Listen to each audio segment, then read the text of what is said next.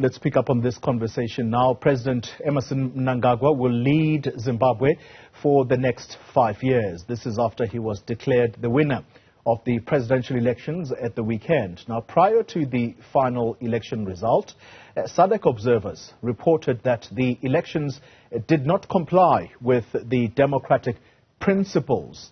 Now, observers have pointed out the incidents of intimidation against opposition political parties as one of the key issues that characterized this election. Now, the SADC Observer Mission chairperson is Dr. Mumba, who joins me from Zimbabwe today. And good morning to you, Dr. Mumba, and thank you very much for your time. Can I begin this conversation with your reaction to the winner of this election, President Mnangagwa, who says that the observer missions, particularly SADC, as led by yourself, and the European observers went beyond the call of your duty in your observance of this election. How do you respond to those comments? Well, first of all, thank you for having me. I think for the benefit of the listeners, it is very, very important that people have information of how SADC operates. What is our mandate? Our mandate basically is to go to member nations that are having elections and observe those elections. And Zimbabwe is a signatory to the protocols of SADC, and they have committed themselves to be reviewed by their peers to ensure that the elections that they hold are within the mandate of the guidelines given by SADC. And basically, we shall go out. We don't go outside the mandate that SADC gives to us. We stay within it. And what is critical is that our entire preliminary statement that we gave anchors itself on three major things. Number one, we only observe elections against what not against, but on these three principles: the Constitution of the Republic of Zimbabwe, the Electoral Act of Zimbabwe, and also the guidelines of SADC. So whatever happens in the election, what we observe has to be qualified by what the Constitution of Zimbabwe says. That's why our document, more than any other document, and the reason it's being challenged or fought is because it can't be faulted. Every issue we have raised in this election is supported by either a broken constitutional provision or an overlooked electoral act or by an abused guideline of the SADC.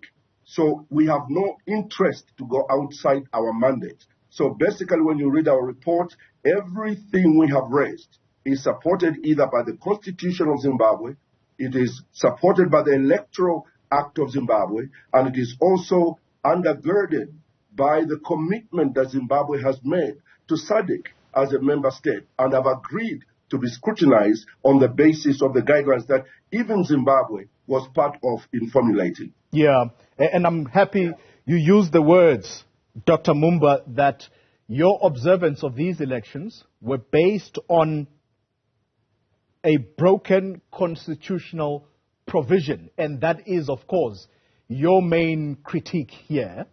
If you were to give us your top three broken constitutional provisions as you observed these elections, and I'll tell you in a moment why, I would like for you to just give us a sense, almost in bullet point form, three key provisions of the Constitution of Zimbabwe that were broken in your observance of these elections.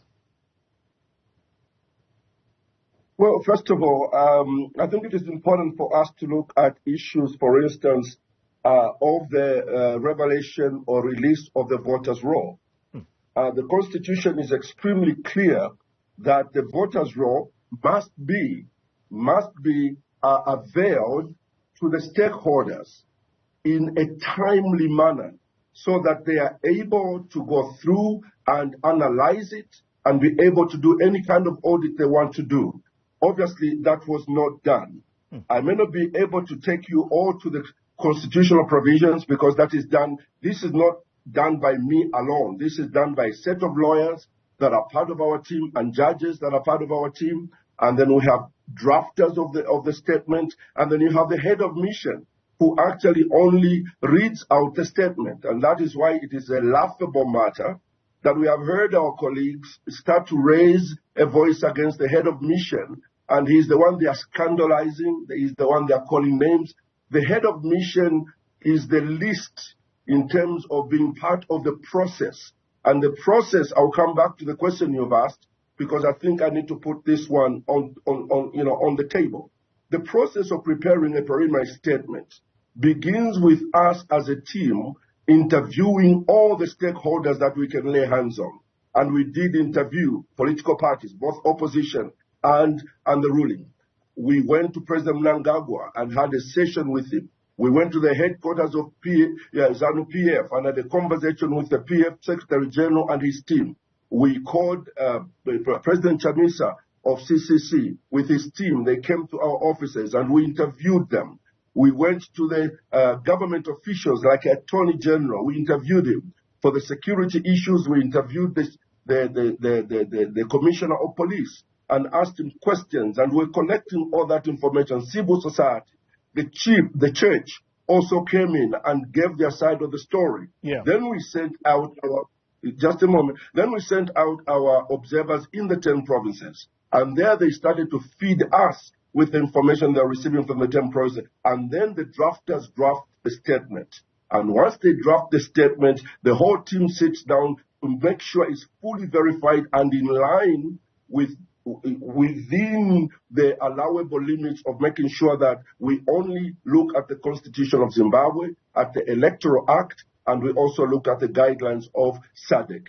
And once that is done, then they hand me the speech and ask me to see whether I'm in agreement with it or if there's any adjustment I want to make. And when I looked at the speech, it was so professionally and scientifically done that it was difficult for me to change it because I think it was based on the information that we were receiving and they did not add anything. So that's how that evolved. So when you talk about the constitutional provisions, on the voters' roll, we quoted a constitutional provision and we'll make available to you our statement, which also immediately has the provisions in it. All right. The freedom of speech and association also is backed up by a provision of the Constitution. So we will make this available to you because I don't have it offhand.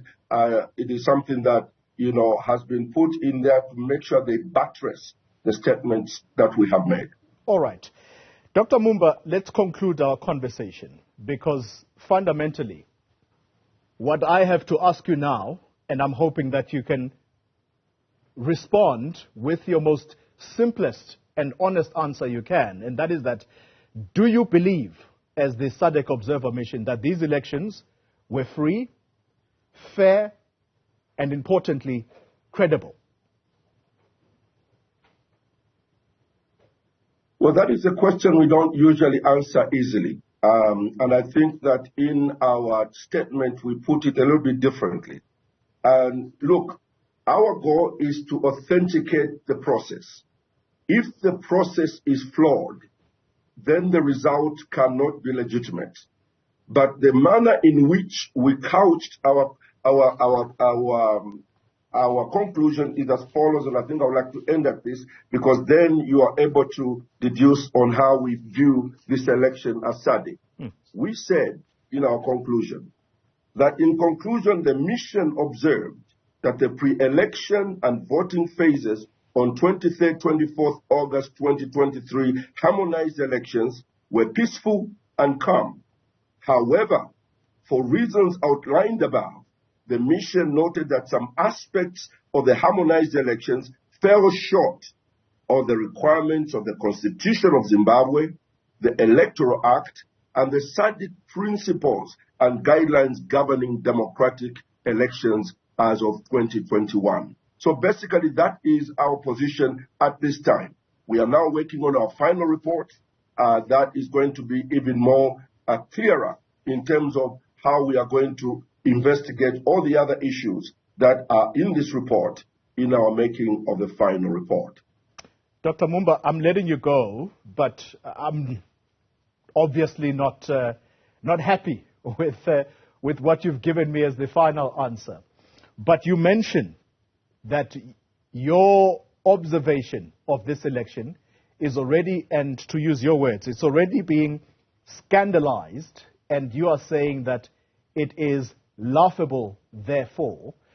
I'm wondering what your recommendations will be to the SADC Troika, because that's the body that you report to within the SADC. What would your recommendations be if indeed you conclude that these elections were not above board? Well, first of all, they announced the results on Saturday night. Complicates the situation in terms of the recommendations we can make.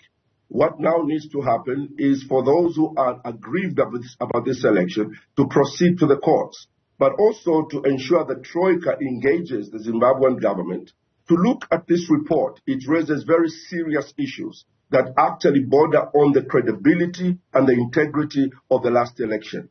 And I think that as we hand over this report to the chairman, President Hakainde Hichilema of the Troika, he is going to communicate with his colleagues of SADC and say these are the serious matters that were raised by our team in Zimbabwe.